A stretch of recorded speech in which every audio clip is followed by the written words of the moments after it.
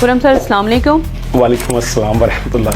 आपका इंटरव्यू हम कर रहे हैं दिल की बातों के लिए। इस प्लेटफॉर्म का मकसद सिर्फ इतना है कि जो लोग अपनी ज़िंदगी में बहुत जदोजहद के बाद तरक्की हासिल करते हैं, उन्होंने सख्ती के कौन कौन से लम्हात देखे और वो आने वाले वक्त, आने वाले लोगों के लिए क्या मिसाल या क्या जवाब देते हैं कि वो ज़िंदगी को कैसे गुजारें। मुझे लगता है कि आने वाली जो जनरेशन है, इनको सबसे पहले तो ये बताना चाहिए कि अब वो जिस हाल में है उसका शुक्रिया अदा करें अल्लाह सुब्हानहू तआला से। ये जो शुक्रगुजारी है ना, ये मेरे अल्लाह सुब्हानहू तआला को बड़ी पसंद है। और अगर वफादार से ताल्लुक बनाना है तो वफादारी ये है, हर कदम पे शुक्रगुजारी। और झूठ से कोशिश करें, इतनी नफरत करें कि जैसे आप दोज़ख से नफरत करते हैं। ये यकीनन एक वाहिद वर्ड है, झूठ। जब आप झूठ बोलते हो, बेसिकली आप सामने वाले का नुकसान नहीं करते, आप अपने पूरे फ्यूचर को दांव पे लगा देते हैं। आप अपने सॉफ्टवेयर में एक ऐसा एरर पैदा कर लेते हो, खुद से क्रिएट कर लेते हो कि वो जो इन फ्यूचर आपको वो जो सिस्टम है जिसकी क्वालिटी यही है जो सच्चाई से आएगी, वो जो अल्लाह सुब्हानहू तआला को सॉफ्टवेयर पसंद है, वो जो रास्ता है, वो जो सब्ज रास्ता है फ्लाई करने का, एक पंछी है, एक इंसान पंछी से ज़्यादा नहीं है। तो वो पंछी जब दुनिया में आता है तो वो हम लोगों को इसलिए ज़्यादा मुश्किल हो पा रही है आजकल, ज़्यादा जनरेशन को, कि जो वसाइल पहले ना एक वक्त के बादशाह के घर में था। जैसे आपने देखा होगा कि पंखा ना, वो लोग ऐसे ऊपर से कपड़े वाला ऐसा कर रहे होते थे, और वो दूसरी राया के पास वो सहूलतें नहीं होती थी। तो वो क्या होता था कि वो बादशाह का वहां तक पहुंचने तक ना उसकी तरबियत हो जाती थी। वो बहुत सारे वसाइल में जिंदा रहना चाहता, उसको आता है, वो इवल नहीं होता ना, उसको पता है कि ये मैं कैसे हैंडल करना है, ये इसके लिए नॉर्मल चीज है। अब क्या हुआ है, अब बादशाह के पास जो नेमत है वही वक्त के आखिरी कॉर्नर पे जो गधा गाड़ी चला रहा है उसके पास भी है। अब ब्लैक एंड व्हाइट से हम आए कलर में, अब आए हैं कि हम वो उस दुनिया से जो सादगी से टोटल डिफरेंट है। तो एकदम से नेमतों का जुवाल हुआ है सोशल मीडिया से। सोशल मीडिया से क्या हमें हुआ कि हो सकता है गुनाह आता तो वो नेमतें दुनिया में होती भी तो पहुंचते वक्त लगता, लेकिन वो सोशल मीडिया ने इस दुनिया में समेट दिया है। तो यार अब अमीर होने की नहीं सोचनी, अपना ईमान बचाओ, खुदा और उसके नबी की कसम अपना ईमान बचाओ। ये इसलिए बचाओ कि मैं बहुत सारे पैसे रखता था तो मैं अपनी वालदा को नहीं बचा पाया। तो अगर पैसा जिंदगी बचाने में ही नहीं काम आया, उस पैसे की क्या वैल्यू है। तो कोशिश भी करो कि उस पैसे से आप दूसरों की खुशियां खरीदो, उनके आंसू कैसे ड्राई होंगे। अगर आपके पास नहीं कुछ है, कुछ भी नहीं है, तो यार कोशिश करो बावजू रहा करो। मैंने नमाज ना पढ़ो, नमाज का कोई चक्कर नहीं है। नमाज इतने गुनाह करते हो, एक नमाज तो नहीं बख्शाएगी, इतने गुनाह करते हो एक हज तो नहीं बख्शाएगा। कसम खुदा की ऐसे नहीं है, ये सिस्टम डिफरेंट है मेरे अल्लाह सुब्हानहू तआला का। माओ की इज्जत करनी चाहिए। मैंने तो अपनी जिंदगी का जो फलसफा है ना, वो किसी और चीज पे नहीं, सच्चाई से चला। मैंने ना आपका एक जुमला सुना था, खाक में मिलने को तैयार हूँ। मैं पूछना चाहती हूँ, ये किसी ने क्रिएट नहीं किया, आपसे ही पता चला, ये आपने खुद बोला, क्यों? तैयार नहीं, खाक हूं, खाक से बना हूं, खाक होने के इंतजार में। उसकी बुनियादी वजह क्या है? खाक का मतलब ये है कि जिसको अपनी कब्र याद है, जिसको पता है कि मैंने मिट जाना है, वो अपनी जिंदगी को बढ़ाने के लिए कभी भी नहीं मतलब कि अपने किसी को मटाएगा, तो उसको पता है मैंने भी मिट जाना है। तो अपनी जिंदगियों में ना लोग पता क्या कर रहे हैं, हम लोग गौर से देखें ना, साइंसी व्यू से, हमें जिंदा रहने के लिए हर दिन ना एक जिंदगी चाहिए। अब जिंदगी के डेज हैं कितने हैं, हमारी रूह को लंबा रहने के लिए ना एक्चुअल क्या है, जैसे आपको पता है कि आप जो खाना खाते हो फूड, ये आपका मीट की शक्ल में हो जाए, ये आपका वेजिटेरियन हो जाए, कोई भी हो जाए, कोई भी ऐसी चीज जो जान नहीं रखती, रूह नहीं रखती, हम वो नहीं खा सकते इंसान। कभी गौर किया आपने वो क्यों? चूंकि हम एक दाल खाते हैं तो उसका पौधा जिंदा, साइंस ने साबित किया है। तो इसका मतलब है कि हमने वो खाई, सुबह और शाम तक की उसकी जिंदगी हमने जी, उसकी रूह अंदर गई, हमारे जिंदा रहने के टाइम लंबा हो गया। इसी तरह हम रोज जिंदगियां खाते हैं। अल्लाह सुब्हानहू तआला हमारे इतना प्यार करते हैं, हमें जिंदा रखने के लिए कितनी कायनात को मौत देते हैं। कितने सारे रोगों को खा जाते हैं हम। तो अपने इस एहसान के नीचे दबा हुआ मैं अल्लाह पाक की। मैंने आपकी बातों से ये तो महसूस किया है कि आप दिल में दर्द रखते हैं, पर क्या ये पाकिस्तान वो जगह है, इस काबिल हैं यहाँ लोग कि इस दर्द को रखा जाए? अगर मैं फिजिकली देखूं ना तो टू बी ऑनेस्टली दिल नहीं करता, ये हकीकत है। एक्चुअली जिसको मदद के लिए जो टीम बनाओ वो भी मकार है, जो मतलब बांटने वाले हाथ लो वो भी चोर हैं। कहां से लाए? सारे बीमार हो गए हैं, लेकिन इससे ये थोड़ी होगा कि मैं वफा करनी छोड़ दूंगा। ये बेवफा और वफा का रास्ता है। आप सल्लम को अल्लाह पाक अपने अजीज रखते, दोस्ती रखते, इतना कि आपके ऊपर आप अल्लाह सुब्हानहू तआला ने हमें दुआ की दुरूद इब्राहिम की शक्ल में। आपको क्यों लगता है कि एक आदम की सजागाह है दुनिया, वहां पर आप सल्लम को क्यों भेजा? एक दोस्त अपने दोस्त को बाग में भेजता है कि जेल में भेजता है? बेसिकली आप सल्लम का ना अल्लाह पाक ने ना उन फरिश्तों को बताना था ये मेरी क्रिएशन है, ये मेरा इश्क है, और उसकी वजह से मैं कह रहा हूँ, इस पर अल्लाह में कोई जिम्मा नहीं है, ये मेरी मोहब्बत है। मुझे लगता है कि अल्लाह सुब्हानहू तआला ने आप सल्लम को डॉक्टर आज़म रखा है, इसीलिए वो बुरे तरीन अरब में, बुरे तरीन दुनिया के ये गर्क होने वाले लोग थे। ये बेटियों को जिंदा दूध में डुबो देते थे, ये बहनों का हिस्सा नहीं देते थे, ये झूठ मकार, ये बुग़्ज़, ये मालो माल थे। इसीलिए इनके लिए आप सल्लम आए, नहीं तो ये न्यूयॉर्क में भी आ सकते थे।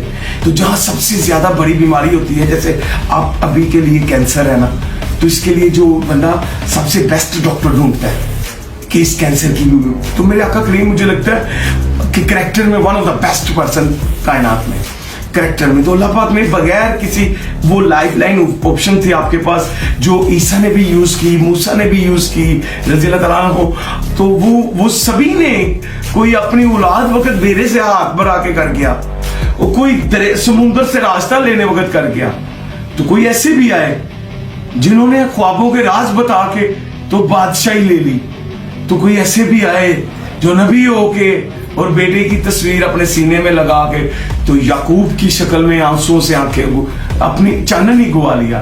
तो मैं समझता हूं कि हमें इसको इस तरह ही बर्दाश्त करना चाहिए कि अगर हम उनसे बेहतर है तो बेहतरी और कमी का ये जंग है। तो मैं समझता हूं पाकिस्तान में मैं किसी चीज के लिए बैठा हूं कि नहीं बैठा हूं, माओं के लिए बैठा हूं, बेटियों के लिए बैठा हूं, मैं बहुत सारों के साथ सिला रहमी करने की कोशिश करता हूं, लेकिन आप यकीन करें मैं कुछ नहीं कर पाता। जो मेरे अंदर जोश है, जो जज्बा है, वो मुझसे पहले वालों का जिम्मा है ना, उनका बड़ा गुना है। मेरे बाबा की उम्र के जो भी लोग हैं, उससे पिछली जनरेशन, इन्होंने हमें कुछ नहीं दिया। वो गोरा फोत होता है ना, तो वो अपने बेटे को पूरे इन्वायरमेंट की चाबी दे के जाता है। यहां बच्चे भी ना पैदा करो यार, खुद तो मर जाओगे और दोजख में छोड़ जाओगे। सो यहाँ पर कुछ ना ऐसा करो। हाँ, ये वक्त आ गया है कि खुदारा अपनी तरबियत को मद्देनजर रखो, ना कि अपनी नस्ल को। तरबियत ज्यादा मैटर करती है। मोहब्बत इसलिए कि वो माँ है, उन्होंने मुझे जो बताया वो मैं उससे फायदे में रहा। अपने दिल की बातें माँ से कर लेता हूँ, क्योंकि अपने कपड़ों को गंदा किया मैंने वहां जाके माँ का एक तकद्दस बताने के लिए। अब मारने वाला कोई नहीं है यार। हम लोग ना अपने हक के लिए भी नहीं खड़े होते। गैरत वाले, जो ईमान वाले हैं, वो ज्यादा लोग नहीं होते जो नेशन को चेंज करते। पंचतन पाक के सदके 5 हो जाएंगे ना, तारीख होगी फिर। ये जर्नैल है, ये जज है, ये पॉलिटिशियन है, इनके घरों में घुसो, इन्हें पता लगे दर्द क्या होता है। यहाँ पे मैं एक सवाल ये करूंगी कि खुर्रम के पाँव में जब टूटी हुई जूती थी और आज जब ब्रांडेड जूती है, इन जूतियों के बदलने में लोग कितने बदले? कसम से जूतियां इतनी नहीं बदली जितने लोग बदले। ये हक सच। पता कि जूती तो फिर साथ दे गई, लोग कसम से गारंटियां तो जूती वाले ने दी, और वो गारंटी एक इंसान दे रहा है और वो अपनी एक्सपायरी से आगे चली जाती है। एक बंदा खुदा और नबी की कसम देता है और रात नहीं निकाल रहा। बहुत बड़ी बात की आपने।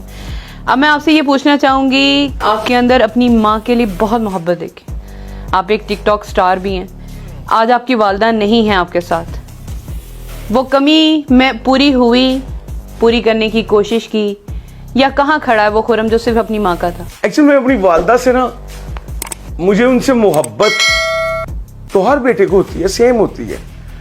वो छुपाता है, कोई बयान कर लेता है, किसी को खुरम की तरह जुबान लगी होती है, कोई बेजुबान होता है, अपने एहसास अपनी फीलिंग नहीं एक्सप्लेन कर पाता। लेकिन मैंने अपनी वालदा को करैक्टर बहुत पाया।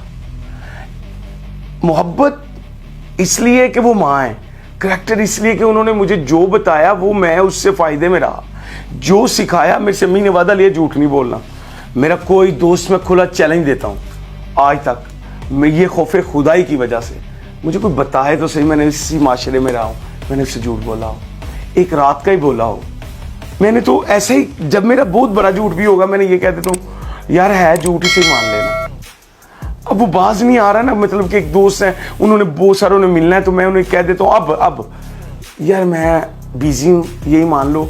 अब मैं तुम्हें अगले बंदे का ओहदा बताऊं जिसके पास मैं बैठा हूं, अब मैं तुम्हें एक नई रंगबाजी दिखाऊं। हमारे माशरे के बहुत सारे अलमिया हो गए हैं, तो मैंने तो कभी नंबर भी नहीं सेव करता, वक्त के बादशाहों के भी नहीं सेव, जो मतलब कि जिन लोगों को लोग मिलने के लिए तरसते हैं, खुदा की कसम मैंने उनका नाम भी नहीं याद रखे, इसलिए कि मुझे अल्लाह का नाम याद, और ऐसा याद है कि लोनस बहुत फील होती है।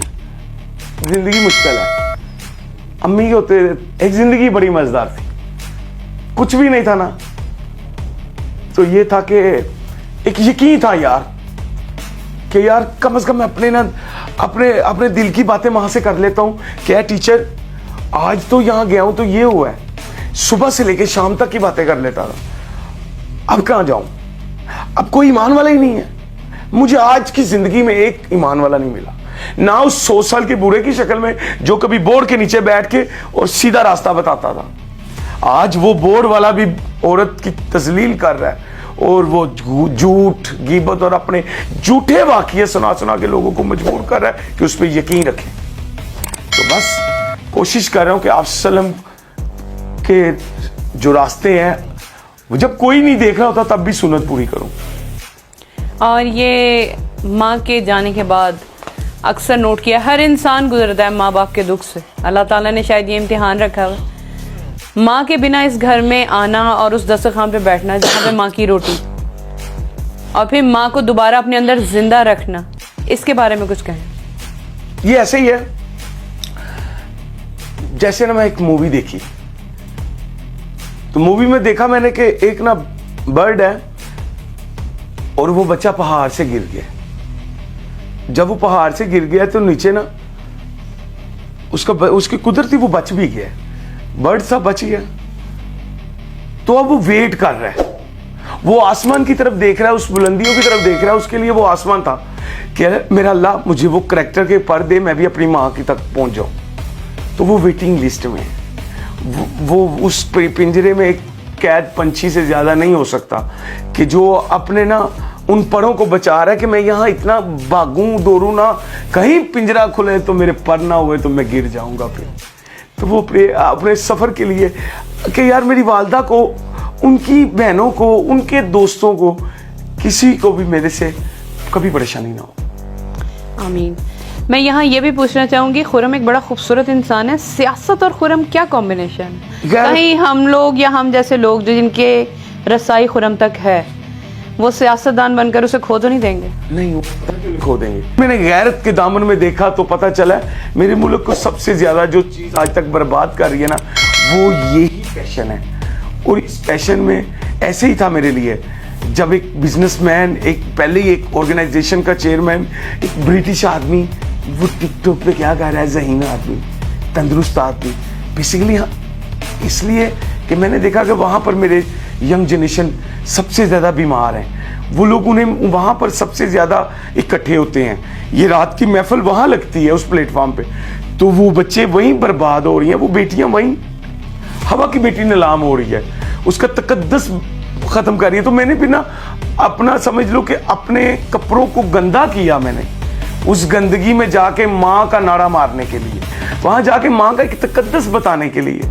यार लोगों सब कुछ करो, जब इतने सारे खुदा हो तो माँ को पूज लो, क्योंकि जो मंदिर में पैदा होगा बुतों को पूजेगा, अगर उसने माँ पूज ली तो वो भी जन्नत में होगा।